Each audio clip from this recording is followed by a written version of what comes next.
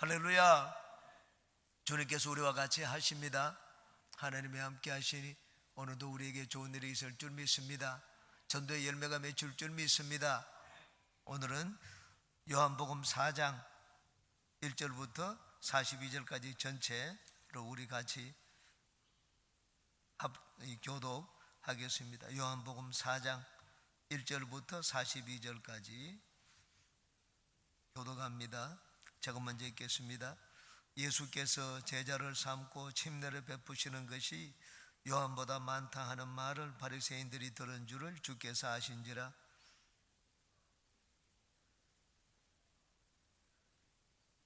유대를 떠나사 다시 갈릴리로 가실새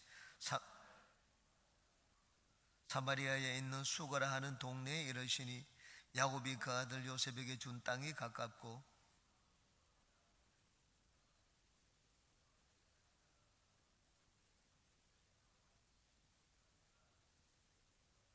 사마리아 여자 한 사람이 물을 기르러 왔으며 예수께서 물을 좀 달라 하시니 사마리아 여자가 이르되 당신은 유대인으로서 어찌하여 사마리아 여자인 나에게 물을 달라 하나이까 하니 이는 유대인이 사마리아인과 상종하지 아니함이러라.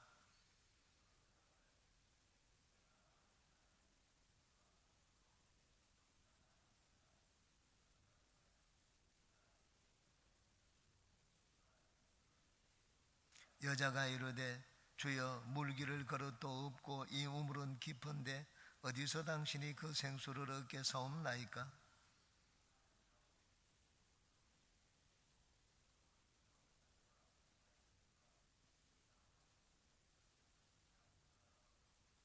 예수께서 대답하여 이르시되 이 물을 마시는 자마다 다시 목마르니와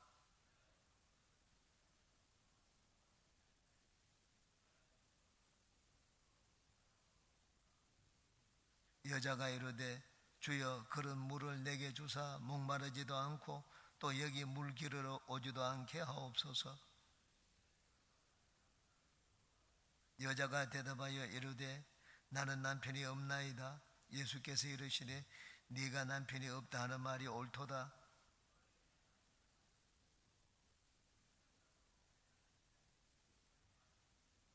여자가 이르되 주여 내가 보니 선지자로 소이다.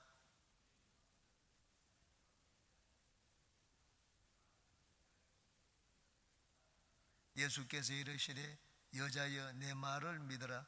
이 산에서도 말고 예루살렘에서도 말고 너희가 아버지께 예배할 때가 이르리라.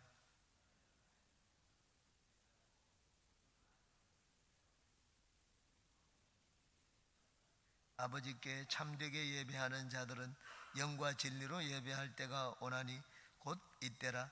아버지께서는 자기에게 이렇게 예배하는 자들을 찾으시느니라.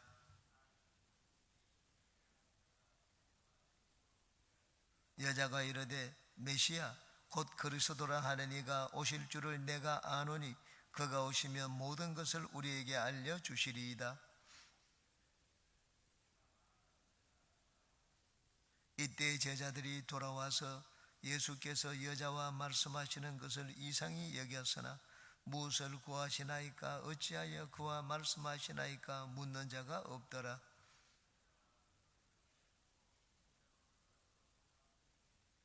내가 행한 모든 일을 내게 말한 사람을 와서 보라. 이런 그리스도가 아니냐 하니 그 사이에 제자들이 청하여 이르되 랍비여 잡수소서. 제자들이 서로 말하되 누가 잡수실 것을 갖다 드렸는가 하니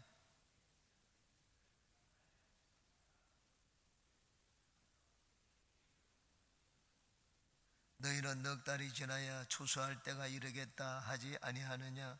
그러나 나는 너희에게 이르노니 너희 눈을 들어 밭을 보라. 희어져 추수하게 되었도다.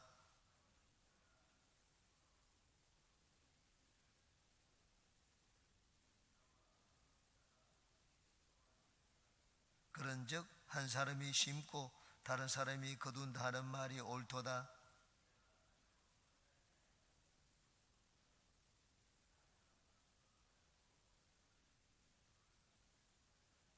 여자의 말이 내가 행한 모든 것을 그가 내게 말하였다 증언하므로 그 동네 중에 많은 사마리아인이 예수를 믿는지라.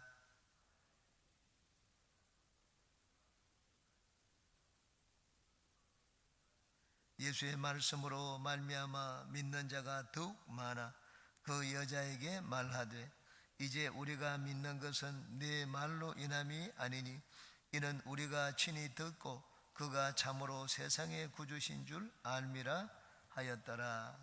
아멘. 오늘 예수님이 수가성 우물가 여인을 전도하신 사건을 통하여 우리 전도하는 자가 어떤 마음과 자세를 가지고 전도해야 되는지 같이 살펴보고 은혜를 나누겠습니다. 예수님은 한 여인을 붙잡고 아주 포기하지 않고 끈질기게 그와 대화를 해서 마침내 여인을 전도했습니다. 효과적인 전도가 어떤 것인지 우리에게 보여주고 있습니다. 세 가지를 말씀드리겠습니다. 첫 번째, 예수님은 한 영혼을 소중하게 여겼습니다. 한번 따라 하시기 바랍니다. 한 영혼을 소중하게 여기자. 예수님은 영혼의 가치를 귀하게 여겼습니다. 예수님은 사람의 외모를 중요하게 여기지 않았습니다. 예수님은 세리와 창기들과 함께 지냈습니다. 그들은 거룩하지 않았습니다. 외모로 보면 손가락질을 받는 자였습니다. 여기 수가성 우물가 여인도 사마리아 여인입니다. 순수한 유대인의 혈통을 가진 자가 아닙니다. 이스라엘이 아수르에게 망할 때 이방 혼혈족과 함께 결혼을 했습니다. 그래서 잡종이 되었습니다. 유대인들은 이 이스라엘의 정통적인 혈통을 잃어버린 이들을 이방인 취급하고 개 취급을 했습니다. 이들은 유대인들에게 손가락질을 받는 자들이었습니다.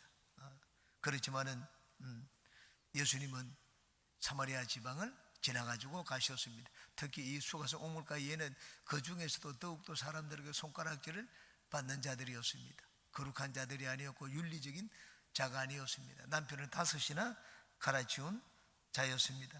많은 사람들은 이 여인과 가까이 하려고 하지 않았습니다. 그런데 예수님은 이 여인에게 다가가셨습니다. 먼저 말을 거셨습니다. 처음에 예수님이 말씀을 걸자 이 여인은 예수님께 빈정대는 투로 예수님을 대했습니다. 포기할 수 있습니다. 그렇지만 예수님은 이 여인을 포기하지 않고 끝까지 붙들었습니다. 왜 그렇게 했습니까? 예수님은 사람을 외모로 보지 않았기 때문입니다. 사람은 그 속에 있는 영혼의 중요함을 예수님이 아셨습니다. 외모로 보시지 않고 그 영혼을 긍휼히 여기셨기 때문에 그 영혼에게 다가갔습니다. 복음을 전하고자 하는 자, 영혼을 구원하고자 하는 자는 이 영혼의 소중함을 알아야 됩니다. 그냥 외모로 보면 그 사람을 그냥 함부로 대하고 그냥 내팽개칠 수가 있습니다. 저는 신학교 들어갈 때 이 한 영혼의 중요성을 깨달은 적이 있습니다. 부름받은 지 이제는 한 달밖에 남지 않았습니다. 부름받은 지 한 달 전에 부름을 받았는데 2주 동안 여러 가지 서류 준비를 하고 2주를 보내었습니다. 이제는 시험 준비를 하기 위해서 2주간을 이제 공부를 했습니다. 먼저 성경을 한번 읽고 그리고 성경학교 교재, 성경대학 교재 요 정도는 마스터하고 가야 되겠다. 영어 공부는 뭐 따로 하지 않더라도 시간이 있으면 영어 성경을 한번 보고 가야 되겠다. 그렇게 생각을 했습니다. 이제 한 열흘 정도 남았는데 여성구역에서 전화가 왔습니다. 병원에서 6개월 있다가 퇴원한 환자가 있는데 신방을 좀 같이 가자고 했습니다. 저는 신방 갈 수가 없다고 한마디로 거절을 했습니다. 그런데 이 여성 조장님이 포기하지 않고 계속 저희 아내에게 전화를 했습니다. 아침이면 전화하고 저녁이면 전화하고 그 아내가 저한테 얘기를 했습니다. 여보, 여성구역에서 자꾸 전화가 오는데 한번 같이 신방 가줄 수가 없느냐? 제가 저희 아내에게 얘기를 했습니다. 아니 6개월 동안 병원에 있다가 퇴원해가지고 움직이지도 못하고 대소변을 받아낸다고 하는데 그런 사람에게 잠깐 뭐 한번 들렀다가 말아서 그것이 그 사람에게 득이 되겠느냐? 그렇게 해서 구원할 수 있는 것도 아니라고 했습니다. 그리고는 제가 아내에게 얘기했습니다. 그 사람 구원하기 위해서는 막 기도도 하고 하루 가야 되는 것도 아니고 일주일 동안 가다 보면 신학 시험 준비를 못해서 떨어진다. 1년 뒤에 내년에 시험 공부를 하면 될 수 있는데 1년 동안 내가 먼저 주의 종이 되면 얼마나 많은 영혼에게 복음을 전하고 그들을 구원하겠는가. 적어도 300명의 영혼에게 복음을 전하고 구원할 수 있다. 그렇게 얘기를 했습니다. 300명 대를 위해서 소를 희생하는 것이 때로는 나을 때가 있다고 저희 아내에게 얘기를 했습니다. 그 6개월 동안 병원에 있다가 나와가 대소변을 못 받는 사람, 저한테는 대수롭지 않게 보였습니다. 어떻게 내일이 어떻게 될지 모르는 사람이었습니다. 그래서 저는 대를 위해서 그 보잘것없는 한 사람 희생하는 것이 낫다고 얘기를 했습니다. 그리고는 성경 공부를 하는데 진도가 나가지 않았습니다. 계속 고린도전서까지 나갔습니다. 고린도전서까지 나갔는데 누가복음 12장의 말씀이 계속 생각났습니다. 어리석은 부자의 이야기가. 부자는 농사를 해서 이 수확을 많이 했습니다. 자기 창고에 곡간을 넓히고 곡식을 채워놓고는 혼자서 즐거워했습니다. 내 영혼아, 먹고 마시고 즐기자. 평생 동안 먹을 수 있겠다. 그렇게 얘기를 했습니다. 하나님이 말씀을 하셨습니다. 오늘 밤 하나님이 이 사람의 영혼을 데리고 가면 그 사람이 준비한 것이 누구의 것이 되겠는가? 오늘 밤 하나님이 그 영혼을 데리고 가면, 이 말이 마음에 꽂혀가지고 성경 이런 것도 눈에 들어오지 않았습니다. 그래서 저는 엎드려서 하나님 앞에 기도했습니다. 나중에는 내가 하나님 앞에 사형 선고를 받아가지고 이제는 하루밖에 남지 않았다 하는 그런 생각이 들었습니다. 24시간 뒤면 하나님 앞에 설 때 하나님이 저에게 물으실 것입니다. 내가 나한테 너 인생의 이 연하를 알려주고 24시간 남았다는 것을 가르쳐 주었는데 그 24시간 동안 너는 무엇을 하다가 왔느냐? 하나님이 반드시 그렇게 물을 것이라는 생각이 들었습니다. 하나님 앞에 뭐라고 대답은 좋고 24시간 동안 내가 무엇을 하면 하나님 앞에 칭찬 들을 수 있겠는가? 이것저것 많이 생각해 봤습니다. 그러다가 마지막에 생각한 것이, 그래, 바로 여성구역에서 얘기한 그 사람에게 가서 복음을 전하자. 내가 한 영혼에게 복음을 전하다가 왔습니다. 그렇게 대답하면 하나님이 제일 기뻐하실 것이다. 그런 생각이 들었습니다. 그래서 그 사람에게 복음을 전하자. 날이 밝자마자 복음을 전하게 가서 말씀을 신방을 같이 가겠다고 전화를 했습니다. 저는 당시에 겉으로 보기에 외모가 보잘것없는 한 영혼보다는 수많은 영혼들 300명 정도는 복음을 전하고 그들을 주께로 이끌 수 있다 하는 것이 마음에 끌렸습니다. 대를 위해서 소를 희생하는 것이 낫다고 생각을 했는데 하나님은 그렇게 생각하지 않았습니다. 주의 종이 되고자 하는 저에게 하나님이 제일 먼저 가르쳐 주신 것이 있었습니다. 그것은 한 영혼의 중요함이었습니다. 예수님은 한 영혼을 귀하게 여겼습니다. 한 영혼이 주님께로 돌아오면 하늘에서는 회개할 것 없는 의인 99을 인하여 기뻐하는 것보다 하나님이 더 기뻐하신다고 말씀을 했었습니다. 유대인의 탈무드에는 이런 말이 있습니다. 한 영혼을 구원하는 자는 세상을 구원하는 자다. 한 영혼을 구원하는 자는 온 세상을 구원하는 자다는 말이 있습니다. 우리는 큰 성과를 올리고 성도의 숫자를 늘리는데 마음을 많이 빼앗기고 거기에 관심을 가지는 경우가 있습니다. 그런데 사실 중요한 것은 한 영혼입니다. 예수님은 이 한 영혼을 구원하기 위해서 모든 정성을 들였습니다. 개인과 대화를 하는데 성경에 예수님이 이렇게 오랫동안 대화를 하신 경우가 없습니다. 한 사람과. 그리고 이 여인은 예수님에 대해서 막 경외하는 그런 태도로 보인 것도 아니었습니다. 예수님은 이 여인을 포기하지 않았습니다. 파격적인 상담을 하셨습니다. 왜냐하면 한 영혼의 가치를 천하보다 더 귀하게 여기셨기 때문입니다. 우리는 영혼을 품고 기도하고 그를 주님에 이끌려고 합니다. 될 수 있으면 많은 영혼을 주님께로 데려오기를 원합니다. 그런데 우리가 마음에 복음을 전하는 자 마음에 가져야 되는 것이 있습니다. 그건 한 영혼의 귀중함과 소중함입니다. 여러분, 예수님이 한 영혼을 귀하게 여겨 이 여인과 장시간 대화를 하고 이 여인을 부쩍을 놓지 않은 것처럼 우리도 한 영혼을 귀하게 여기고 그를 주님 앞으로 이끄는 우리 모두가 되시기를 주의 이름으로 축원합니다. 두 번째, 세상을 변화시키는 것은 한 사람입니다. 한번 따라해 주시기 바랍니다. 세상을 변화시키는 것은 한 사람이다. 예수님이 한 영혼을 소중하게 여긴 것은 이 한 사람의 가치를 아셨기 때문입니다. 세상을 변화시키는 것은 많은 무리가 아닙니다.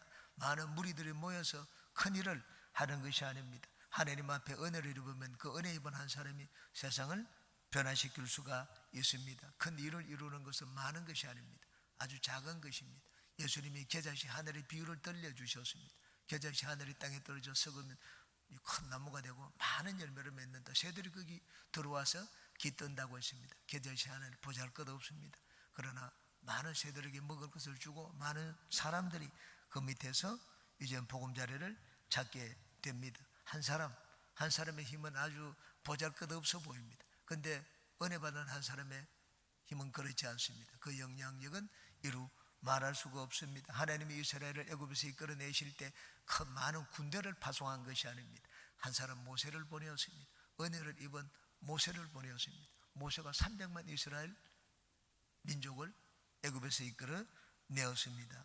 여기 하나님이 온 세상을 구원하실 때 하늘에서 막 천군 천사를 보낸 것이 아닙니다. 한 사람을 보내었습니다. 예수 그리스도 한 사람을 보내어서 온 세상에 복음을 전하고 구원의 이 씨앗을 퍼뜨리게 만드셨습니다. 세상을 구원할 때도 마찬가지입니다. 하나님이 많은 사람을 사용한 것이 아닙니다. 사도행전을 보십시오. 하나님이 바울 사도 한 사람을 사용하셨습니다. 그에게 변화를 주었습니다. 은혜를 입히고 변화를 주어서 그 변화되는 한 사람을 사용해서 세상을 이 주님께로 돌아오게 만드셨습니다. 옛날에도 그랬고 지금도 마찬가지입니다. 우리나라가 기독교 국가가 되는데 많은 선교사들을 파송하는데 미국 다음으로 선교사를 많이 파송하는 선교 대국이 되게 했습니다. 여러 사람을 사용한 것이 아닙니다. 조영기 목사 한 사람을 사용하셨습니다. 세계 복음을 전하는데도 많은 대부도를 사용한 것이 아닙니다. 빌리그램 목사 한 사람을 사용하셨습니다. 이 세상을 변화시키는 것은 많은 무리가 아닙니다. 한 사람입니다. 예수님은 그에게 은혜를 입은 한 사람을 사용하셔서 놀라운 일을 행하셨습니다. 이 수가성 사마리아 마을을 복음화시키는데 예수님이 모든 제자들을 70명, 100명의 제자들을 보낸 것이 아닙니다. 이 한 사람을 변화시켰습니다. 그에게 은혜를 주어서 깨닫게 만드셨습니다. 그러자 이 여인이 나가서 많은 사람들에게 복음을 전했습니다.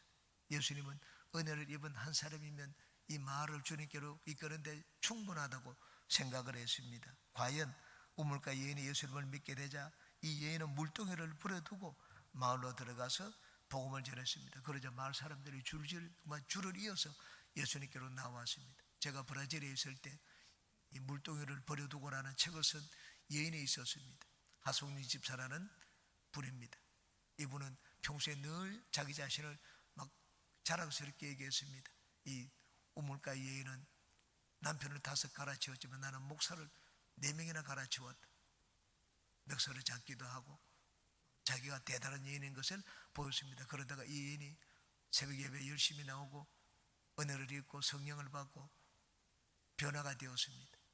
매일 아침에 2시간씩 새벽에 기도했습니다. 세가족 전도 축제에는 교회가 목표를 정했습니다. 보니까는 150명의 태신자를 다 품고 기도를 했습니다. 이 150명 중에 이 연 한 사람이 품은 하성님사가 품은 인원이 60명이 넘습니다.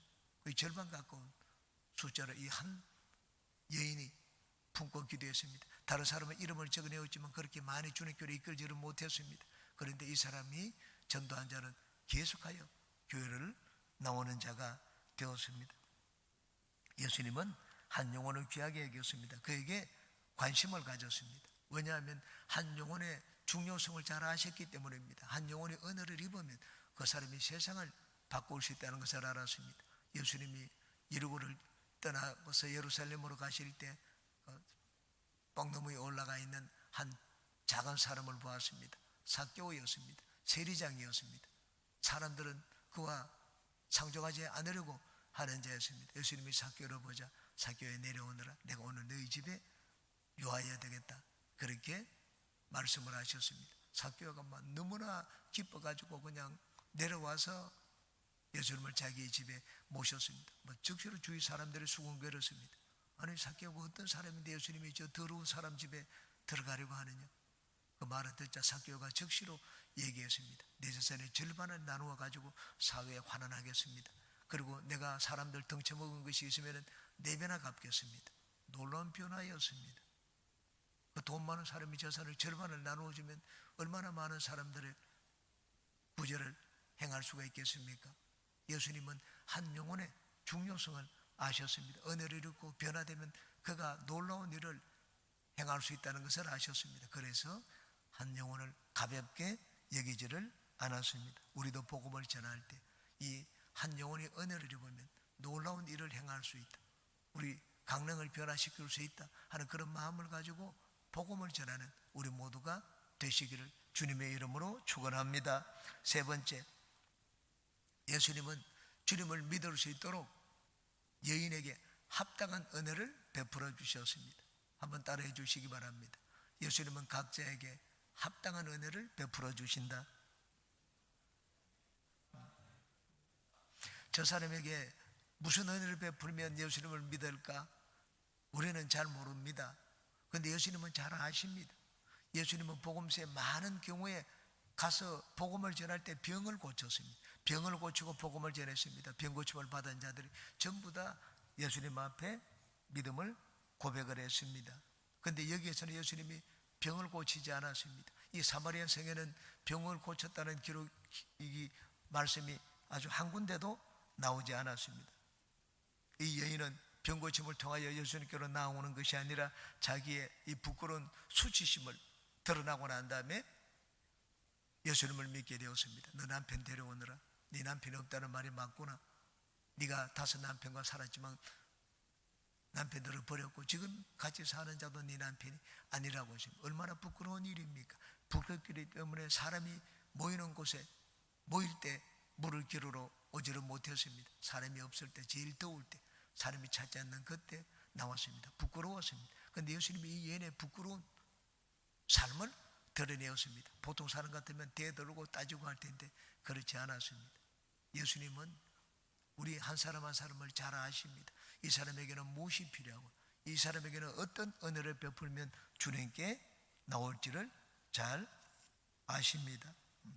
여인이 예수님께 받은 은혜는 이 내가 행한 일을, 모든 일을 말하였다, 예수님께서 말하였다 하는 게 여인이 받은 은혜였습니다. 이 여인이 나가서 많은 사람들에게 막 전도하고 예수님께 나오라고 할 때 병고침을 전하지도 않고 다른 이야기를 전하지를 않았습니다.